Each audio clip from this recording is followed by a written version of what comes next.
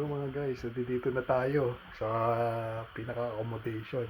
So, house tour tayo sa ating crib. Papakita natin sa inyo kung anong itsura ng um, binigay sa aming accommodation. So, ito po yung room na actually itong house na ito. Actually, dito tayo sa room na to. So mamaya na tayo pupunta ng kasi nakapasok na ako, malamig. So ito ang room. Kung mapapansin nyo. Yan ang room. So na parang attic siya.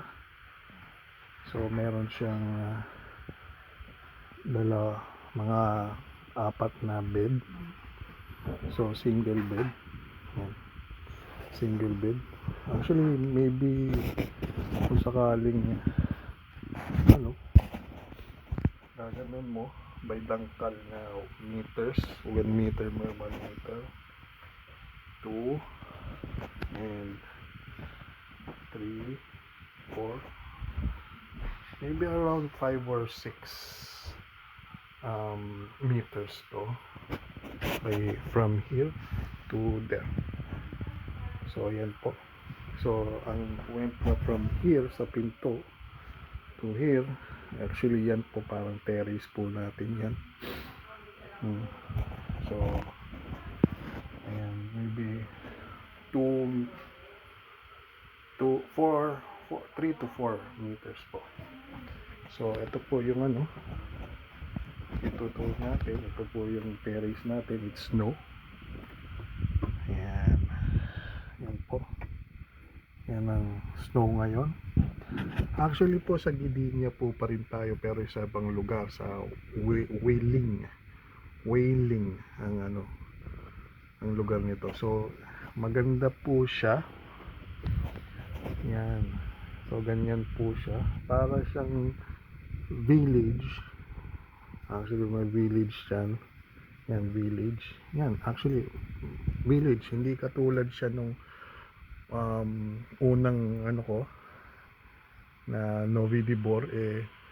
Mapapansin mo nasa isang lugar, pero lalakarin mo bidrong ka almost 30 minutes. And sumunod is Croatia, parang bukid na, napakalayo. Ganitong bahay rin nire-rent. Ayan. So mapapansin nyo, white na white dahil nandito sa is -2. Ayun. Yeah. So mamaya papakita ko sa inyo kung anong itsura ng nasa labas. So ayan. So medyo maliit naman siya, pero kung tutuusin hindi siya apat na. Ito po yung banyo. Actually mapapansin nyo, hallway. Maliit lang na hallway yan. Isang tao talaga. Isang tao lang talaga makakadaan. So ito yung banyo, hallway. Kasi maliit lang pa na. Isang kwarto. So ayan. Maliit lang. So mapapansin natin, yan, salamin, asin ganyan. Yan na yan eh. So medyo isang bathtub. So flash muna tayo. So ayan.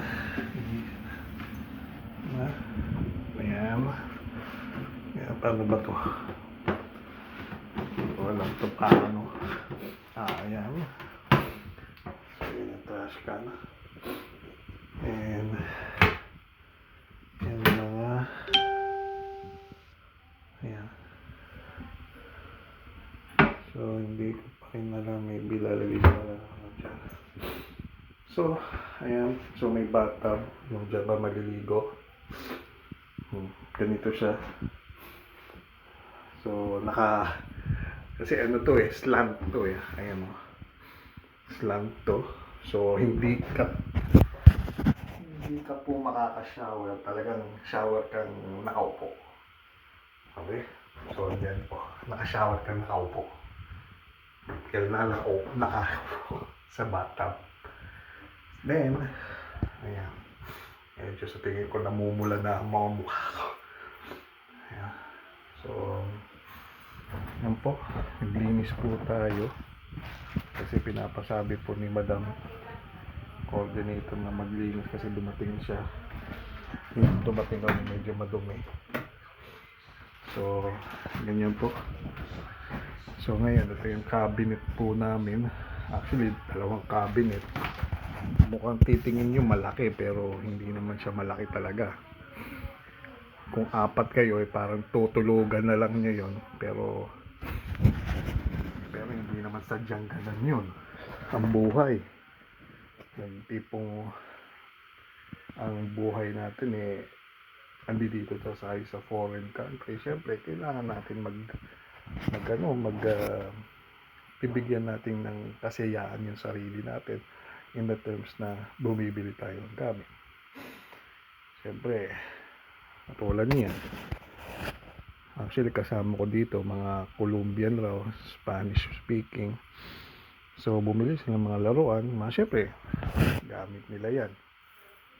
So, hindi ko masisisi talagang sa atin merong pagkabata sa atin talagang lumalabas para sumaya tayo sa isang lugar na hindi naman talagang atin kasi tayo nagwo-work lang. Ayan. So, yun po yung gamit ko. Actually, yung gamit ko. So, hindi mo mailalagay yan kasi mapapansin mo sa cabinet na ito ano ilalagay yung gamit mo. Yan. So medyo hindi naman lahat ng damit mo nakasampay. Yan, dami mong hanger naman yan. Isang bagay na mahirap. So ito, bababa po tayo. Yung stairs, isang katao lang yan. Parang tiny house nga lang ang dating. So ganito po. Papakita po natin yung lugar. Ayan.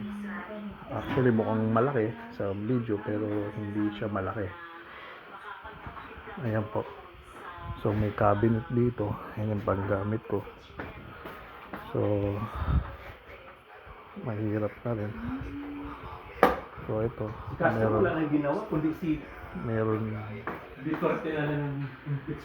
Meron siyang ganito na heater. Dito tayo. Meron tayong parang kitchen at meron siyang kwarto at isang CR. So dito meron tayong gazebo. Pakita po natin. Ano ba to? So dito tayo. Nalabas tayo. Tingnan natin. Ayan po. Dito tayo sa labas. Medyo malamig. Kaya ito. Nakatsinelas. Kakadating lang po namin. So ito. Ayan po. So parang siyang may-ari nito is ganito, isang paupahan. Ayan, paupahan. Pare-pareho. So pare-pareho yan, paupahan. So from here, ayan, meron siyang maliit na ginawang parang tambayan. Actually may tambayan rin doon pero it's snow kasi. So ganyan ang tsura. So mapapansin nyo may snow tayo. Yan, tingnan mo, madumi lupa. Yan ang snow. So snow pa dito. Ayan. So gagawa ka ng um, Frosty the Ice Snowman. Frosty Frosty Snowman, parang ano, Frosty. Mamaya papakita ko sa inyo kung anong itsura ni Frosty Snowman. So andito tayo ngayon. Yan, i-clear na muna natin lugar. Ewan ko lang kung ano itsura sa gabi nito. I'm sure yan kasi ano yan, makita niyo yan, meron siyang parang, I think, ilaw-ilaw. Sa tingin ko solar yan eh. May ano yan eh. So ayan po, ikutin natin. So para siyang, ang style po niya, kasi dito kami, ito yung papasin ng highway, yung pinasok, yan ang main road, ando yun yan ang main road. So ang style po niya, main road, tapos papasok dito sa, yan, parang maliit na subdivision nga, parang ano. So yan, ganyan siya, yan ang main road. Yan ang main road, mapapansin mo yan. Tapos pagpasok, yan dito, isang may-ari yan, parang compound siya na pinaparke lahat. So ayan, mapapansin nyo, wala siya. Ito yung road, ito yung ano, yung parang papunta, sabi raw papuntang lake yun eh, may resort siya. So pwede tayo pumunta doon pag na medyo nakapagpahinga na tayo. Mapapansin nyo, pagpasok ng sasakyan dito sa area niya, wala, hindi siya yung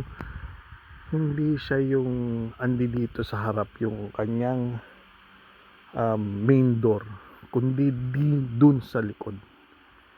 Yun ang style niya. Well, dati iniisip ko rin yung ganung style, main, tapos parking, tapos main, ang pasukan doon. So nakabakod siya lang sa area ng ganun, pahaba. So anyway, salamat sa information na binibigay. Salamat sa panonood. So ay, may solar pa, may solar yung nilagay. So salamat. So I hope meron kayo natutunan dito sa natin sa Poland, paglalakbay natin sa Poland. So thank you.